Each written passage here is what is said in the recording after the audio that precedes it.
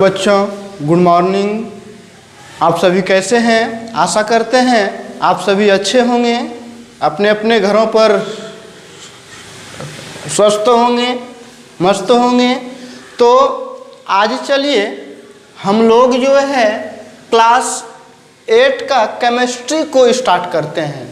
Actual में physics जो है हम लोगों ने 4 चैप्टर तक ख़त्म कर चुका, तो अब थोड़ा सा केमिस्ट्री पढ़ लेते हैं। केमिस्ट्री में भी 3-4 लेसन ख़त्म करके उसके बाद हम सभी जो है स्टार्ट बायोलॉजी को करेंगे। तो आज जो है केमिस्ट्री का पहला चैप्टर आपका स्टार्ट करते हैं, जो कि आपके साइंस के बुक में केमिस्ट्री का पहला चैप्टर है लेसन 4, है ना। लेसन 4 है, चैप्टर का नाम है धातु और अधातु, मेटल एंड नॉन मेटल। तो इस चैप्टर में जानेंगे कि धातु और अधातु के बारे में, कि मेटल्स और नॉन मेटल्स की चर्चा करेंगे पूरे होल चैप्टर में। तो चैप्टर को स्टार्ट करने के पहले मैं उन बच्चों का नाम लूँगा जिन्होंने होमवर्क बनाकर भेजा था। उस बच्चे के नाम हैं Soni Kumari 8A, Tanupriya 8A, Jitu Kumar 8A, Saurabh राज 8A, Vishal Kumar 8A, Nandkishore Kumar 8A, Amit Kumar 8A, Lakshmi कुमारी 8A, Juhi Kumari 8A, Jitu Kumar 8A, श्रुति शर्मा 8A, खुशी कुमारी 8A, और हैं Vishal Kumar 8B, Sachin Kumar 8B, Ashish Kumar 8B, Rishu Kumar 8B, Neeraj Kumar 8A, हंस कुमार 8A,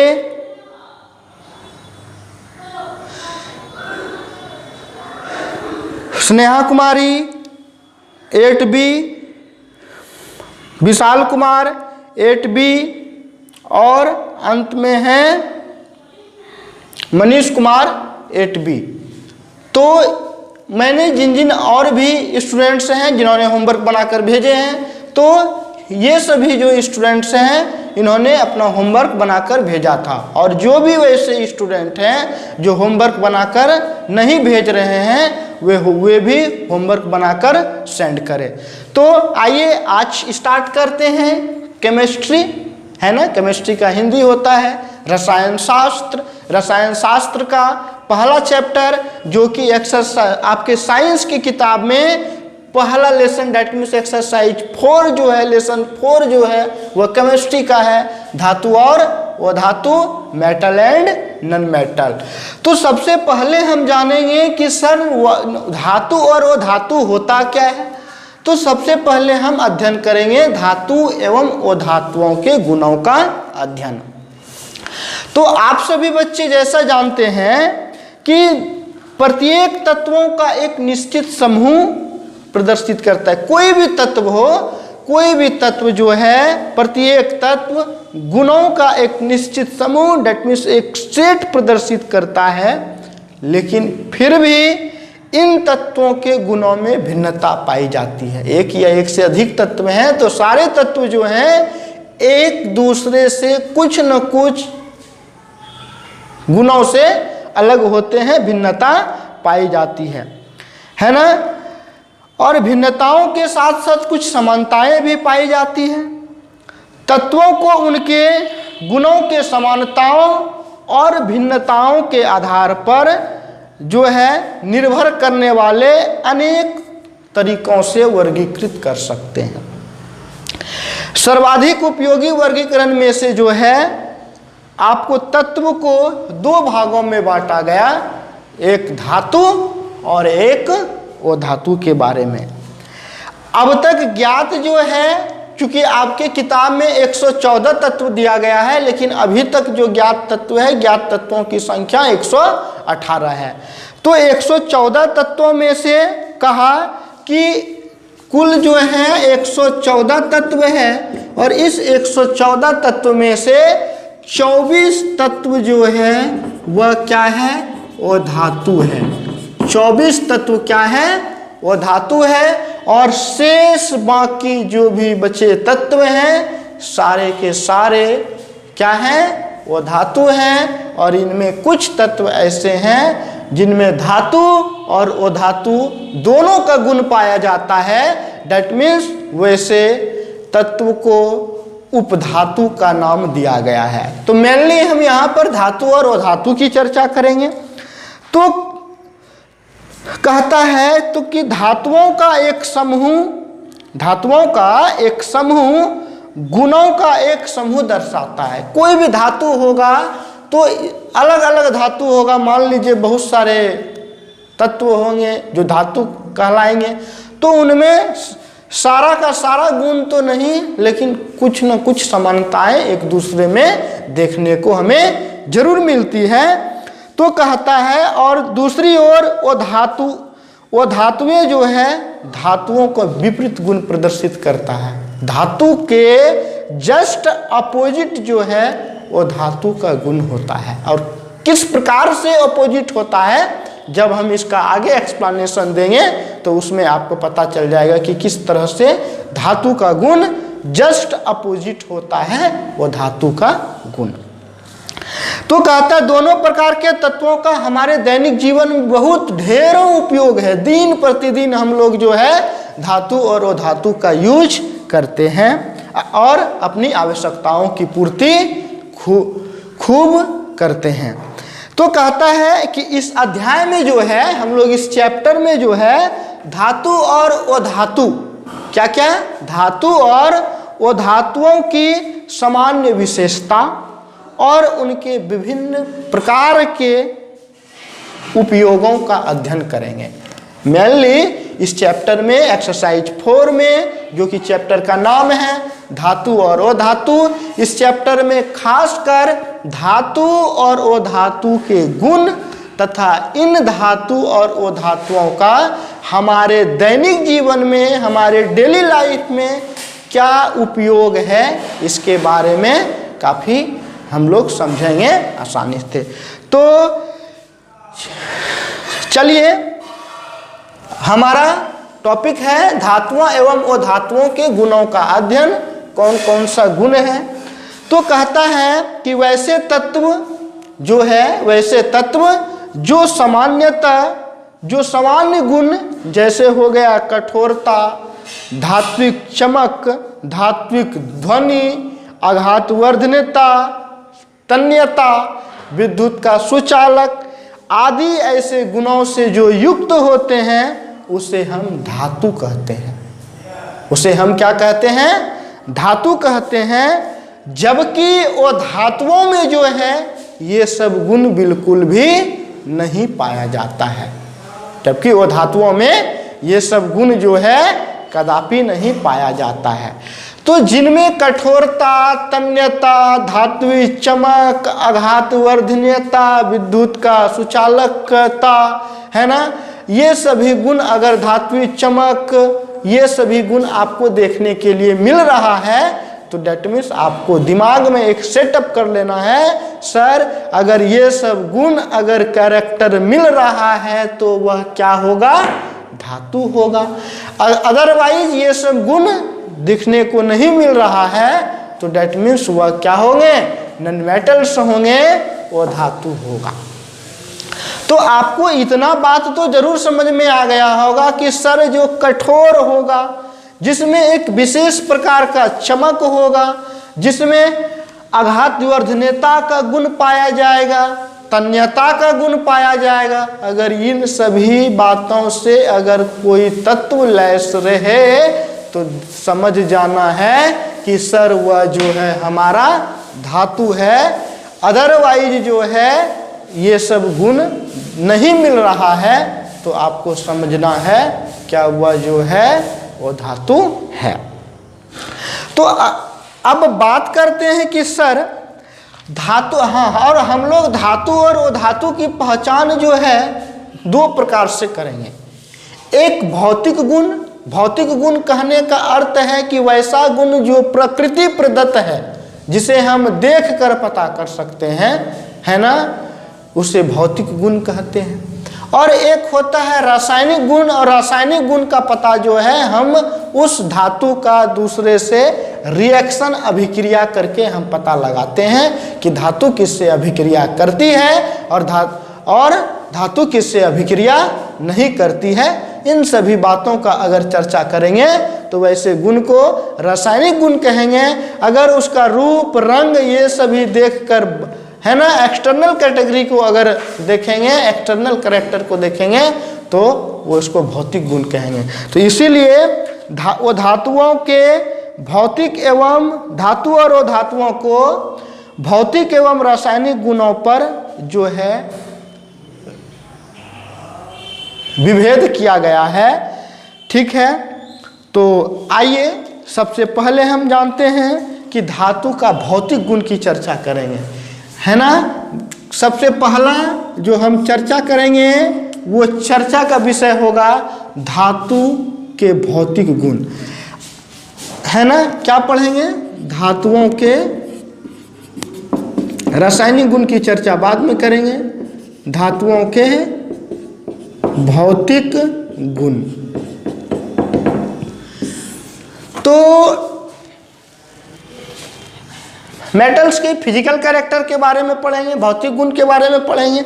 तो सबसे पहला बात आता है, अगर आपसे पूछा जाएगा क्वेश्चन कि धातुओं के भौतिक गुणों को लिखें, है ना, तो आप लिखेंगे कि सर धातु का भौतिक गुण जो है निम्नलिखित होते हैं।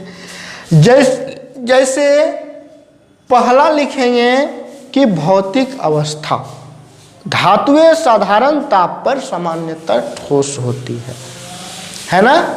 क्या बोले? पहला अवस्था के बारे में करेंगे, लिखेंगे फर्स्ट नंबर पे कि जो है धातुएं जो है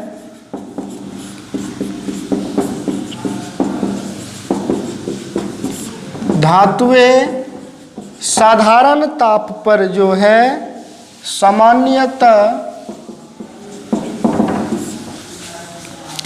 ठोस होती है, ठोस होती है ना। इसके कुछ अपवाद भी हैं। अपवाद, अगर अपवाद कहने का अर्थ है कि सर जैसे अपवाद में पारा लिखते हैं, अपवाद में पारा, मरकरी जो है ये पारा एक्चुअल में धातु है, पारा जो है वास्तव में धातु है, लेकिन ये साधारण ताप पर द्रव अवस्था में होता है। लेकिन रूल कहता है कि सर कि धातु साधारण ताप पर सामान्यतः ठोस अवस्था में होती है। क्या पारा इस लाइन को फुलफिल करता है? बिल्कुल नहीं करता है। तो इसलिए इसको एक्सेप्शन में डाल दिया गया कि अपवाद डाला गया। अगर पूछा कि क्या पारा धातु है तो बोलेंगे बिल्कुल पारा जो है धातु है, लेकिन यह एक्सेप्शन है क्योंकि धातु का रूल कहता है अगर किसी को मेटल होने के लिए वह जो है सिंपल टेम्परेचर पर, साधारण ताप पर सामान्यतः जनरली जो है सॉलिड स्टेट में होता है, ठोस अवस्था में होता है, लेकिन पारा द्रव अवस्था में, इसलिए इसे अपवाद की श्रेणी में रखा गया। अगर हम दूसरा बात करें तो लिखेंगे धातुएं प्रायः कठोर होती है, धातुएं प्रायः कठोर होती है ना। धातु जो होता है, धातु ऑलवेज भी हार्ड, धातु प्रायः क्या होती है? कठोर होती है ना। आप देखेंगे जैसे लोहा हो गया, एल्युमिनियम हो गया, है ना, तो ये सब क्या है आपका हार्ड होता है, कठोर होता है। और कौन है? चलिए तीसरा इसका कैरेक्टर के बारे में जानते हैं, है ना। तनन सामर्थ्य, मतलब धातुओं में तन्यता का गुण पाया जाता है, मतलब कहने का बात हुआ कि सर धातु प्रायः तन्य होती है, इसलिए मैंने लिखा धातुओं में तन्यता का गुण पाया जाता है। तन्यता का कहने का अर्थ हुआ कि धातुओं को खींचकर तार के रूप में परिणत कर सकते हैं, है ना। तन्यता का अगर हम तार के रूप में खींचेंगे तो वे जल्दी टूटता नहीं है। सबसे ज़्यादा जो है तन्यता का गुण जो है सोना का होता है। हम 1 ग्राम सोना से, याद रखेंगे, हम 1 ग्राम सोना से 2 किलोमीटर लंबी तार खींच सकते हैं। हम 1 ग्राम सोना से कितना, 2 किलोमीटर लंबी तार खींचा जा सकता है ना। इसलिए मैंने लिखा कि धातुओं में तन्यता का गुण भी पाया जाता है, अर्थात धातु में तनन सामर्थ्य होता है। अगला है कि सर आघात वर्धनीयता, है ना। धातुओं में चौथा पॉइंट की चर्चा अगर करें तो लिखेंगे कि धातुओं में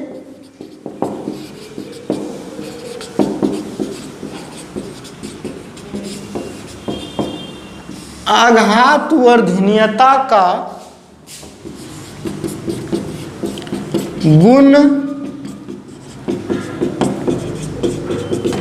पाया जाता है। तो धातुओं में आघात वर्धनीयता का गुण पाया जाता है। इसके कहने का अर्थ यह हुआ कि सर अगर धातु को, आघात वर्धनीयता का अर्थ होता है अगर उस पर आघात किया जाए, किसी धातु पर हथौड़े से आघात किया जाए तो वे जो धातु हैं, धातु चादर के रूप में फैल जाती है। धातु को प्रायः पीटने पर वह चादर के रूप में, दैट मीन्स चदरा के रूप में फैल जाता है। इसलिए मैंने लिखा कि धातुओं में आघात वर्धनीयता का गुण पाया जाता है।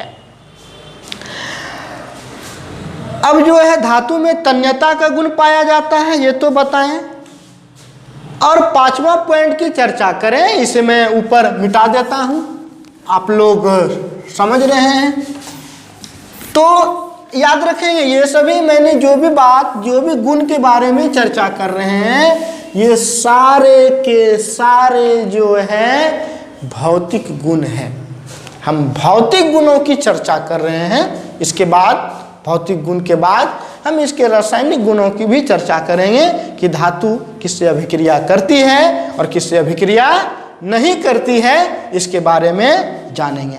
तो 5वां पॉइंट हम कह सकते हैं कि धातुओं में एक विशेष प्रकार की चमक पाई जाती है। अगर आप देखेंगे धातु में अलग अलग धातु का जो है एक विशेष प्रकार का चमक पाया जाता है। तो लिखेंगे धातुओं में एक विशेष प्रकार की चमक पाई जाती है।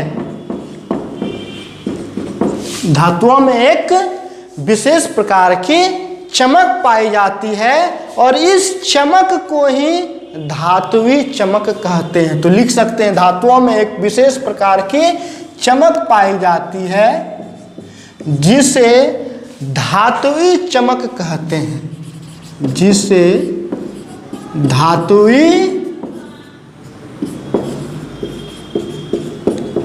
चमक कहते हैं। आप देखे होंगे जैसे सोना है, सोना का एक अलग प्रकार का चमक होता है ना। चांदी है, उसका भी एक विशेष चमक होता है।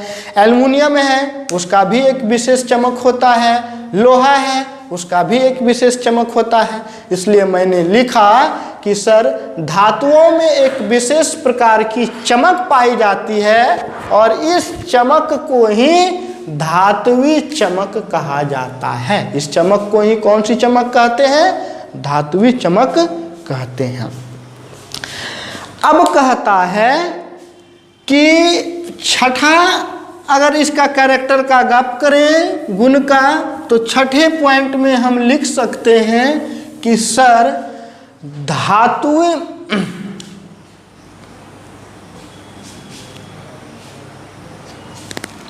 छठा पॉइंट है,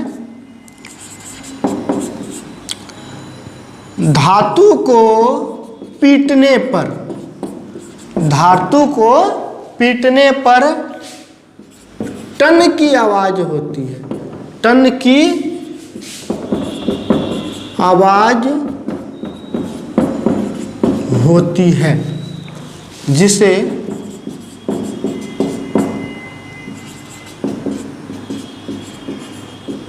धात्विक ध्वनि कहते हैं,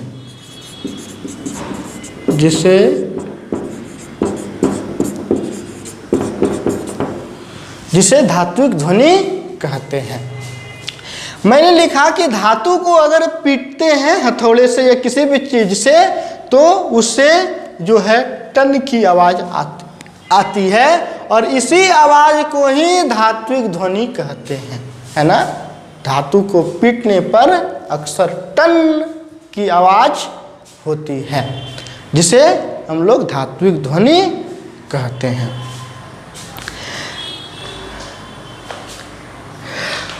धातु को पीटने पर या धातु के गिरने पर या मारने पर टन या झन की सुरीली ध्वनि होती है, जिसे धात्विक ध्वनि कहते हैं। जैसे आप देखे होंगे कोई भी घंटी बजता है या किसी सिक्के पर किसी फर्श पर अगर सिक्का गिरता है तो टन या झन की आवाज होता है, और इसी आवाज को ही क्या कहते हैं, धात्विक ध्वनि कहा जाता है।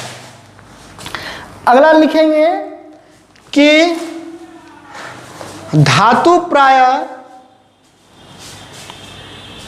सातवां पॉइंट लिख सकते हैं, धातु जो है वो विद्युत का चालन करता है। तो लिख सकते हैं धातुएं जो है साधारणतः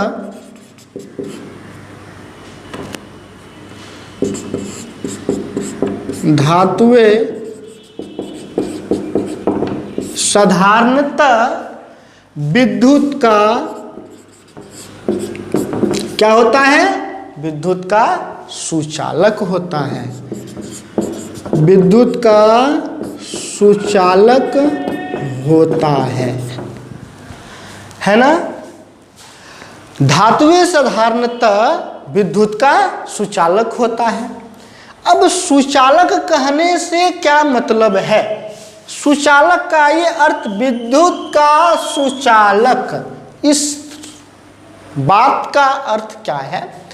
सुचालक उसे कहते हैं कि सर वैसा तत्व या वैसा पदार्थ जिससे विद्युत धारा किसी तत्व के एक सिरे से दूसरे सिरे तक आर पार होती है, दैट मीन्स विद्युत का चालन करती है, अर्थात जिससे विद्युत धारा का प्रवेश होता है, विद्युत धारा जिसमें बहती है, फ्लो करती है, उसे ही विद्युत का सुचालक कहते हैं।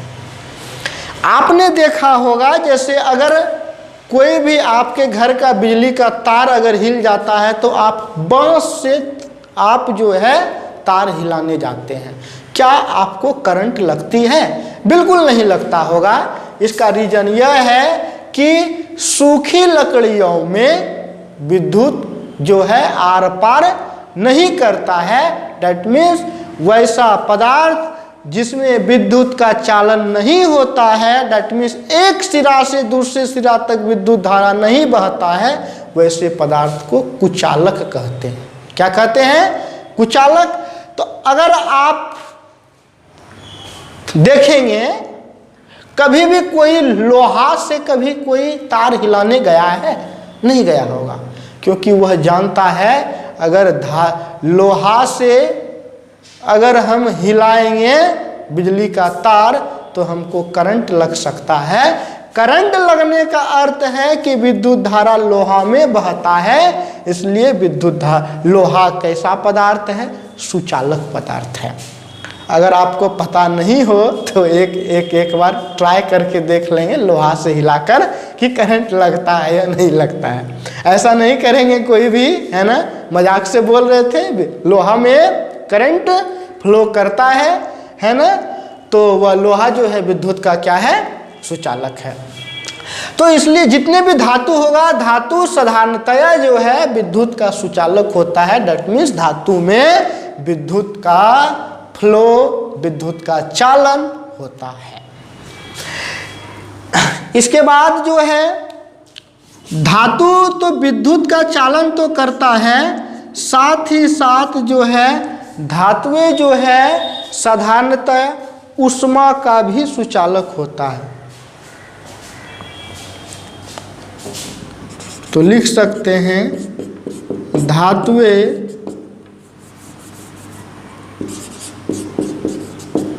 ऊष्मा का साधारणतः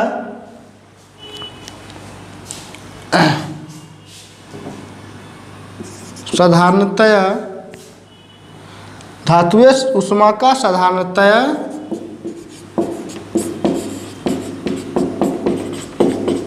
चालन करता है। यह साधारणतया धातुएं ऊष्मा का साधारणतया सुचालक होती है, ऐसा लिखते हैं। साधारणतया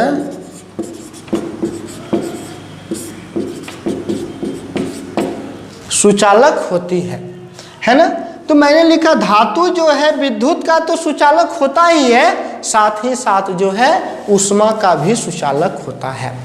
यह बात कहने का अर्थ यह हुआ कि सर आप देखे होंगे जब कोई भी बर्तन आप अगर भोजन पकाते हैं, कोई भी कढ़ाई है या आपका जो है चम्मच सब स्पून सब कुछ भी है, गैस उसके बर्तन के पेनी पर ऊष्मा पड़ता है तो ऊपर भी हीट हो जाता है। जब हम सस्पेन में चाय बनाते हैं तो सस्पेन का हैंडल भी गर्म हो जाता है। डैट मीन्स ऊष्मा एक जगह से दूसरे जगह तक ट्रांसफर कर रहा है ना, फ्लो कर रहा है। तो इसलिए इससे स्पष्ट होता है कि धातु जो है ऊष्मा का साधारणतया सुचालक होती है। धातु विद्युत और ऊष्मा दोनों का सुचालक होता है। तो इस तरह से मैंने अभी तक यहाँ तक जितना भी बात पढ़ा, ये सारे के सारे बात जो थे कैसा था, भौतिक गुण का चर्चा किए। किसका चर्चा किए? भौतिक गुणों का चर्चा किए। अब जो है इसके बाद हम कुछ थोड़ा रासायनिक गुणों की चर्चा कर लेते हैं, है ना। तो आगे बढ़ते हैं। इसे मैं मिटा देता हूं।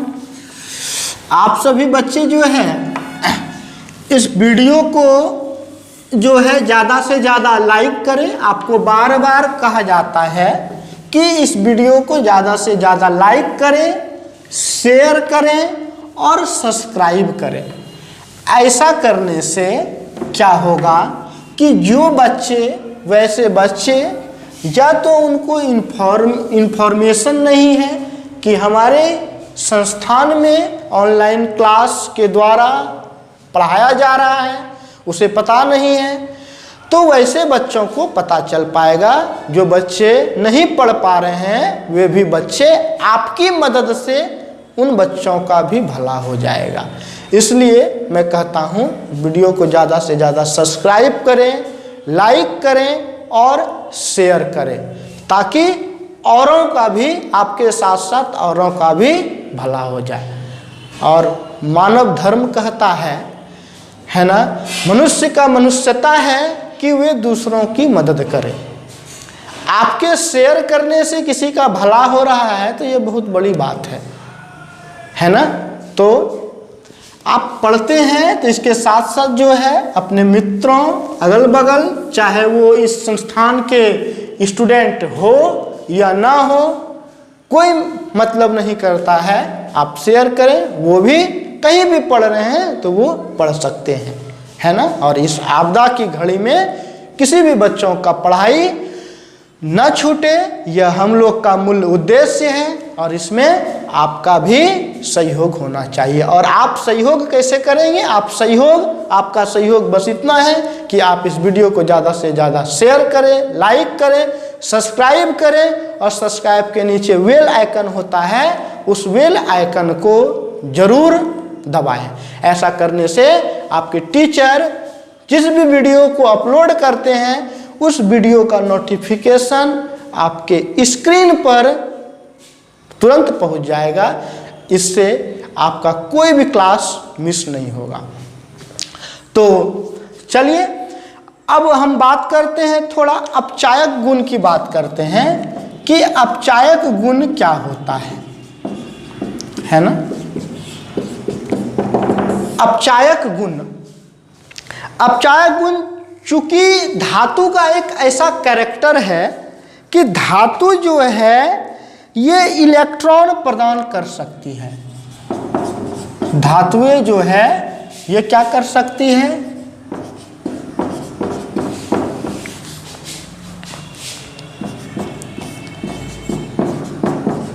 इलेक्ट्रॉन प्रदान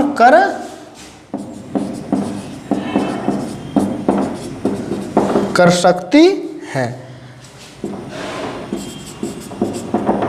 अतः ये प्राय जो है, अतः ये प्राय उत्तम अपचायक होती है। मतलब उत्तम कहने का अर्थ है कि अच्छा, उत्तम अपचायक होती है।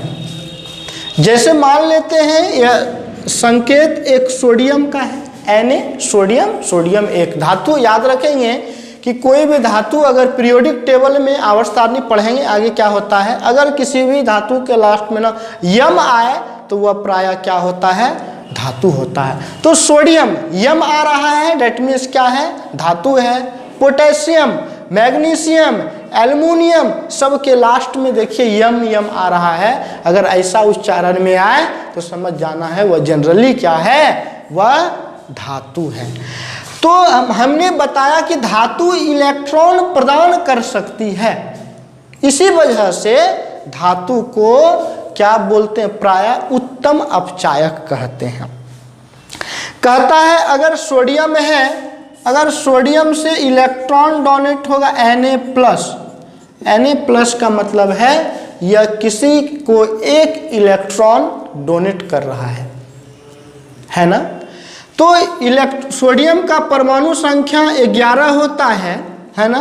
तो इसका जो भी और आगे अच्छे से पढ़ेंगे किस तरह से डोनेट करता है, क्लास 10th में इस पे ज़्यादा अच्छे से करेंगे। अगर फिर भी मैं बता देता हूँ, यह टूटता है 2, 8 और 1 में।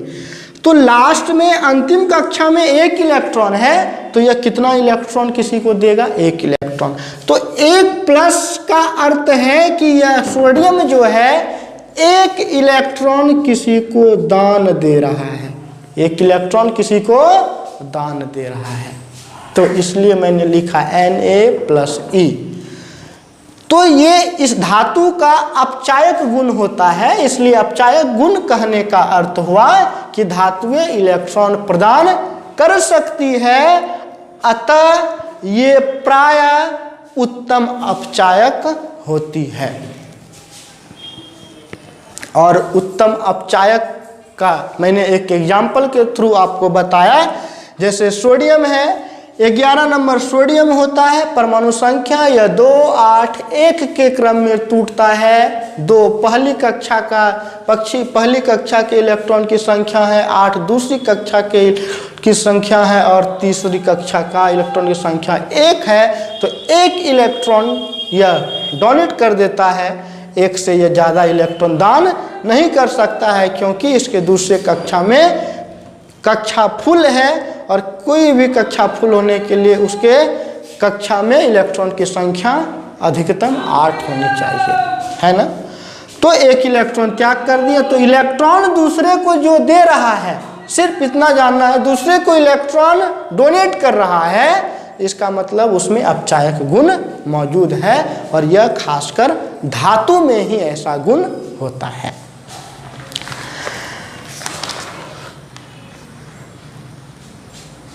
तो आज जो है, आज का क्लास सिर्फ धातु के बारे में ही पढ़ें। अब जो है नेक्स्ट क्लास में इसका रासायनिक गुण की चर्चा करेंगे। तो आज का टॉपिक यहीं पर, इस टॉपिक को यहीं पर ख़त्म करते हैं, है ना। तो मैंने जो भी पढ़ाया उसे अच्छे से लिखकर याद कर लेना है, और होमवर्क है कि इस चैप्टर को रीडिंग करना है, रीड करना है, सेल्फ स्टडी करना है।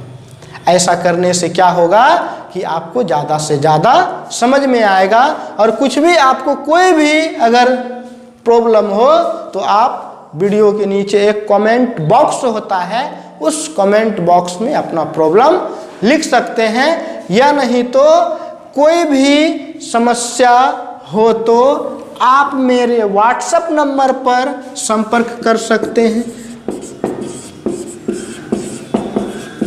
ये हमारा व्हाट्सएप नंबर है, कॉल करके और जो है या व्हाट्सएप पे मैसेज करके आप पूछ सकते हैं। तो आज का क्लास यहीं पे समाप्त करते हैं। आप सभी बच्चे घर पर रहें, सुरक्षित रहें, खुशहाल रहें और मन लगाकर अच्छे से पढ़ाई करें। धन्यवाद।